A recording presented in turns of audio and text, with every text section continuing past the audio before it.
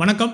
இன்னைக்கு ஒரு முக்கியமான விஷயம், வித்தியாசமான விஷயம். இது வரைக்கும் நம்ம சேனலில் பேசாத ஒரு விஷயத்தை பற்றி பேச போகிறோம். கேமரா திருடர்கள். இது நிறையா விஷயங்கள் நடந்துக்கிட்டு தான் இருக்குது. நிறையா டெய்லியும் நம்மளோட ஃபோட்டோகிராஃபியில் இல்லை ஃபோட்டோகிராஃபர்ஸ் இந்த மாதிரி புகைப்பட கலைஞர்களுக்கு நடக்கக்கூடிய சம்பவங்கள் தான்.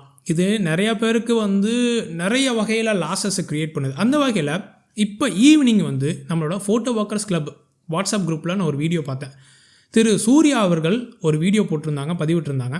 ஸோ அந்த பிரச்சனை என்ன அப்படிங்கிறது என்னென்னா, லாஸ்ட் இயர் ஒரு கேமரா திருட்டு நடந்து அந்த கேமரா திருடனை பிடிக்க முடியல. பட் அந்த உள்ள விஷயங்கள் கேமரா திருடு போன எல்லாத்தையும் எக்யூப்மெண்ட்ஸும் மீட்டுட்டாங்க. ஸோ பாண்டிச்சேரியில் திருடு போய் பெங்களூரில் ரெக்கவர் பண்ணலான்னு போய் அது கடைசியில் திருப்பதியில் கிடச்சிச்சு.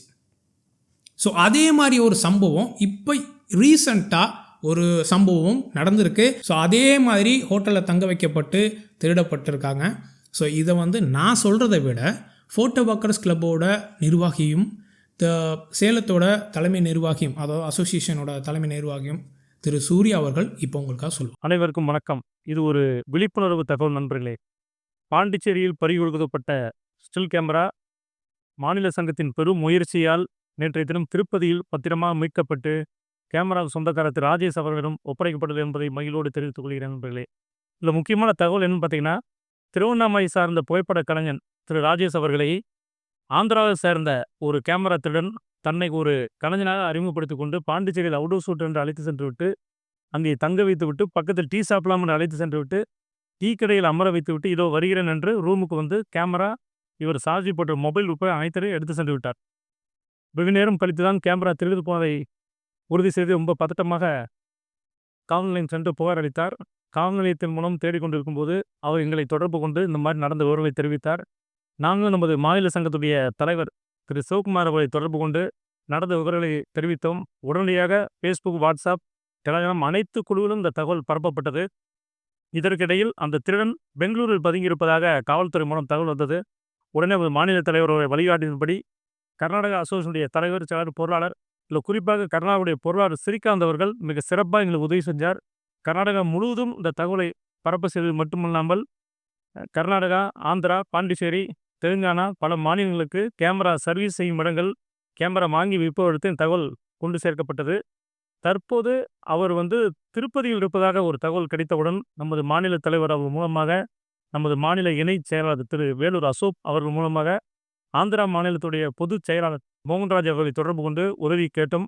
அவரும் உடனடியாக திருப்பதி அந்த கேமரா எங்கு உள்ளதோ அந்த இடத்துக்கு சென்று பத்திரமாக கேமரா மீட்கப்பட்டு ராஜேஸ்வரம் ஒப்படைக்கப்பட்டது. இதற்கிடையில் கேமரா திருடன் தப்பி சென்று விட்டால் இழந்த பொருள் மீட்கப்பட்டுள்ளது. நண்பர்களே, இந்த கேமரா திருடன் எங்கே நாம் பிடிபட்டு விடுவோம் என்று பயத்தில் அவன் தப்பி சென்று விட்டான். திருட்டு போன கேமரா மீண்டும் கிடைப்பதற்கு நல்லுதவி புரிந்த நமது தமிழ்நாடு வீடியோ ஃபோட்டோகிராஃபர் அசோசியேஷனுக்கும், பாண்டிச்சேரி மாநில சங்கத்திற்கும், கர்நாடகா மாநில சங்கத்திற்கும், ஆந்திரா மாநில சங்கத்திற்கும், திருப்பதி மாவட்ட சங்கத்திற்கும் எங்களது மனமார்ந்த நன்றிகளை தெரிவித்துக் கொள்கிறோம். தங்கம் செய்யாததை நம் சங்கம் செய்து காட்டியது. இது நம் ஒற்றுமைக்கு கிடைத்த வெற்றி. சூர்யா சார் சொன்னதை விஷயத்த தெளிவாக கேட்டிருப்பீங்க. இந்த மாதிரி நிறைய சம்பவங்கள் நாளுக்கள் நடந்துட்டு தாங்க இருக்குது. ஒரு சில பேருக்கு 1000 இழப்புகளாக இருக்கும், ஒரு சில பேருக்கு லட்சத்தில் இழப்பாக இருக்கும். ஸோ இந்த மாதிரி சம்பவங்கள் நிறையா நம்மளை சுற்றி நடந்துக்கிட்டு தான் இருக்குது.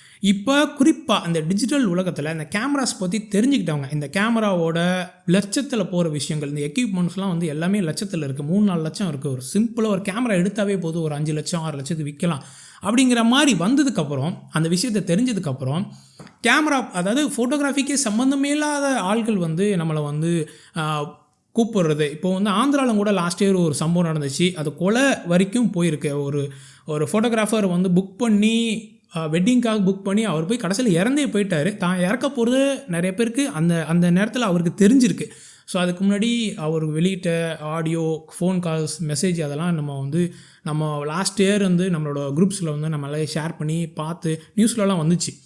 ஸோ இந்த வருஷம் தான் நினைக்கிறேன், லாஸ்ட் இயர் கிடையாது. ஸோ இந்த மாதிரி சம்பவங்கள் நம்மளை சுற்றி நிறையா இடத்துல நடந்துக்கிட்டே இருக்குது. இதை நம்ம இப்போ இருக்கிற அந்த வாட்ஸ்அப் உலகத்தில், மீடியாவில் நம்ம சீக்கிரமாக கொண்டு போய் சேர்க்கணும். நீங்கள் அந்த வீடியோவிலே அவர் சார் சொல்லியிருப்பாங்க, பாண்டிச்சேரியில் அவுட்டோர் ஷூட்டுன்னு சொல்லி தங்க வைக்கப்பட்டு அதை திருடப்பட்டு அது பெங்களூரில் இருக்காங்கன்னு சொல்லி அவங்க போய் அங்கே ட்ராக் பண்ணும்போது அவர் கடைசியில் திருப்பதியில் இருக்கிறது தெரிஞ்சு அவங்க தமிழ்நாடு கர்நாடகா, ஆந்திரா அசோசியேஷன்ஸில் இருக்கிற முக்கியமான ஆளுங்க வந்து அதுக்காக ரொம்ப மெனக்கட்டு அதை வந்து மீட்டு கொண்டு வந்திருக்காங்க. ஸோ இது ஒரு பெரிய ஒரு விஷயம். இதுலேருந்து தெரிஞ்சிக்க வேண்டியது நம்ம 2-3 விஷயங்க.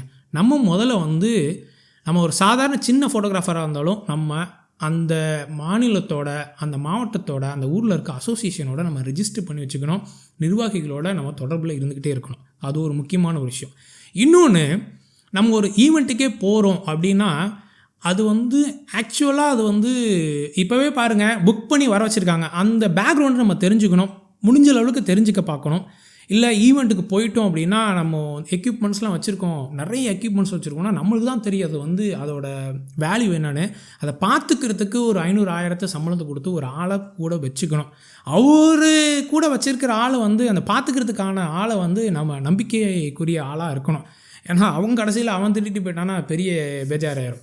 ஸோ அந்த மாதிரி இந்த மாதிரி சம்பவங்கள் நடக்கிறது இது வந்து நம்ம வந்து தெரியப்படுத்தணும், நிறைய பேருக்கு தெரியப்படுத்தணும். ஏன்னா வாட்ஸ்அப் குரூப்ஸில் வந்துக்கிட்டே இருக்குது. ஃபோட்டோகிராஃபர்ஸ் கிளப்பில் உள்ளவங்களுக்கு எல்லாருக்குமே தெரியும். மற்ற குரூப்பில் உள்ளவங்களுக்கும் இது பகிரப்பட்டால் நல்லாயிருக்கும். இந்த விஷயத்தை வந்து நம்ம யூடியூப் வழியாக நம்ம சொல்லலாம் அப்படின்னு சொல்லிட்டு திரு சூர்யா அவர்கள் சார் வந்து நம்ம வந்து காண்டாக்ட் பண்ணும்போது தாராளமாக நீங்கள் செய்யுங்க, என்னோடய வீடியோவை நீங்கள் தாராளமாக யூஸ் பண்ணுங்கள். அது மட்டும் இல்லாமல் அந்த திருப்பதியில் அதாவது பாண்டிச்சேரியில் காணா போய் திருப்பதியில் கண்டுபிடிச்ச விஷயம் இப்போ நடந்த கேமரா பிரச்சனைக்கும் அதுக்கும் சம்மந்தம் கிடையாது. அது வந்து போன வருஷம் நடந்தது. அதே மாதிரி ஒரு சம்பவம் இப்போ ரீசெண்டாக ஒரு இடத்துல நடந்திருக்கு. ஹோட்டலில் தங்க வைக்கப்பட்டு அந்த ஹோட்டலில் தூங்கிட்டு இருக்கும்போது எல்லாத்தையும் எடுத்துகிட்டு போயிருக்காங்க ஒரு 2 பேர். அந்த சிசிடிவி காட்சிகளில் அந்த 2 பேர் போகிறதும் ரெட் டாக்ஸியில் ஏறி வந்து அவங்க வந்து வேறு ஒரு ஊருக்கு போயிருக்காங்க அப்படிங்கிற விஷயத்தெல்லாம் கண்டுபிடிச்சி ட்ராக் பண்ணிகிட்ருக்காங்க. அதே திருடன், அதே மாதிரியான ஒரு சூழ்நிலை, அதே மாதிரியான முகத்தொற்றத்தோடு இருக்குது. ஸோ அதே திருடன் தான் அப்படிங்கிறதையும் முடிவு பண்ணியிருக்கிறதா அந்த ஆடியோவில் நீங்கள் சொல்லியிருக்காங்க. அந்த ஆடியோவும் இப்போ நீங்கள் கேளுங்க. அனைவருக்கும் வணக்கம். ஆக்சுவலாக வந்து பார்த்திங்கன்னா, இந்த வீடியோ பதிவை சிலர் பேர் வந்து தப்பாக கருதிடக்கூடாது அப்படிங்கிற அந்த ஆடியோ என்னென்னா, இப்போ கேமரா திருட்டு போணுச்சு பார்த்திங்கன்னா, அந்த சம்பவத்தில் பண்ண திருடன் தான் ஏற்கனவே வந்து இந்த கேமரா திருடி மாட்டி எங்கிட்ட வந்து தப்பிச்சு போயிட்டான். பட் பொருளை வந்து நாங்கள் வந்து ரெக்கவர் பண்ணி சம்மந்தப்பட்ட நம்ம ஃபோட்டோகிராஃபருக்கு நம்ம கொடுத்துட்டோம். ஸோ இந்த திருடன் தான் அந்த திருடன் 2 ஒரே நபருங்கிறத கண்டுபிடிச்சிட்டோம். பட் அவனை வந்து நாங்கள் ஃபாலோ பண்ணிகிட்ருக்கோம். கூடிய சீக்கிரம் நண்பருடைய ஒத்துழைப்போடு அவனை நம்ம பிடிச்சி இந்த கேமரா ரெக்கவர் பண்ணிடலாம், ஒன்றும் ப்ராப்ளம் இல்லை. பட்டு எதுக்காகனா சில நண்பர்கள் அந்த வீடியோ பார்த்துட்டு இந்த சம்பவம் தான் கண்டுபிடிச்சிட்டாங்க போல இருக்குன்னு சொல்லிட்டு நினச்சிட்டு இருக்காங்க. அப்படி கிடையாது. அது ஒரு விழிப்புணர்வுக்காக போடப்பட்ட அந்த வீடியோ பதிவு தான். அது அன்னைக்கு இந்த கேமரா கண்டுபிடிச்ச உடனே இது நண்பர்களுக்கு ஒரு விழிப்புணர்வாக கொஞ்சம் ஜாக்கிரதையாக இருங்க, இந்த மாதிரி சம்பவம் நடந்துட்டு இருக்குன்னு சொல்லி நாங்கள் தெரியப்படுத்தினோம். ஸோ அதே திருடன் அதே விஷயத்தை ஃபாலோ பண்ணி எல்லாம் ஒரே மாதிரி தான். அதாவது இழந்த நபரும் இடமும் மட்டும் தான் வேறு. மீதி எல்லாம் அவன் சொன்ன அந்த பிரச்சனை கண்டென்ட் எல்லாம் ஒரே இது. கவனமாக இருங்க அப்படிங்கிறதான் நம்ம அந்த வீடியோ அன்னைக்கு போட்ட வீடியோ இன்றைக்கி வந்து மீள் பதிவாக, அதாவது மறுபதிவாக அந்த வீடியோ போட்டிருக்கோம். பட்டு இப்போ உள்ள சம்பவத்துக்கான நபர் நான் கண்டுபிடிக்க முடியல. அந்த நபர் ஆள் தான் கண்டுபிடிச்சிட்டோம். அவன் எங்கே இருக்கான்னு கண்டுபிடிக்க முடியல. கூடிய விரைவில் கண்டுபிடிச்சிடலாம். எல்லோரும் சப்போர்ட் பண்ணுங்கள். தேங்க்யூ. ஸோ நீங்கள் இப்போ கேட்டிருப்பீங்க, சூர்யா சார் வந்து அந்த வீடியோ வெளியிட்டதுக்கப்புறம் இந்த ஆடியோவும் வெளியிட்டிருக்காங்க. அது 2த்தையும் நம்ம தெளிவாக கேட்குறோம். ஸோ இந்த மாதிரி சம்பவங்கள் நம்மளை சுற்றி நிறையா நடந்துகிட்ருக்கு. குறிப்பாக அந்த ஃபோட்டோகிராஃபர்ஸ் நம்மளுக்கு நடக்குது. ஸோ இது வெளியில் தெரியாதுங்க, யாருக்குமே தெரியாது. நம்மளே புக் பண்ண வரும்போது எதுக்கு நீங்கள் 50,000 கேட்குறீங்க இந்த ஒரு ஈவெண்ட்டுக்கு, ஜஸ்ட் ஒரு ஃபோட்டோ வீடியோ தானே எடுக்க போகிறீங்க, ஒரு ஆல்பம் கொடுக்க போகிறீங்க அப்படி சொல்லி கேவலமான மீம்ஸ்லாம் வந்துக்கிட்டு இருக்கு. அது நம்மளுக்கு தான் தெரியும் அதில் எவ்வளோ உழைப்பு போகிறோம், எவ்வளோ நம்மளோட நாலேஜ் இருக்குது, எவ்வளோ எக்யூப்மெண்ட்ஸை நம்ம யூஸ் பண்ணுறோம் அப்படின்னு. இந்த எக்யூப்மெண்ட்டோட வேல்யூ தெரிஞ்சவன் நம்மளோட விஷயத்தை நம்மள்ட்ட இருந்து திருட பார்க்குறான். ஸோ ரொம்ப கவனமாக இருக்கணும். நம்ம ஒரு ஈவெண்ட்டுக்கு போகிறோன்னாலும் கவனமாக இருக்கணும், போனதுக்கப்புறமும் ரொம்ப கவனமாக இருக்கணும். இதை சொல்லக்கூடிய அட்வைஸ் பண்ணக்கூடிய இடத்துல வயசுலேயும் நான் இல்லை. பட் எனக்கு தெரிஞ்ச விஷயத்தை நான் ஷேர் பண்ணியிருக்கேன். நன்றி.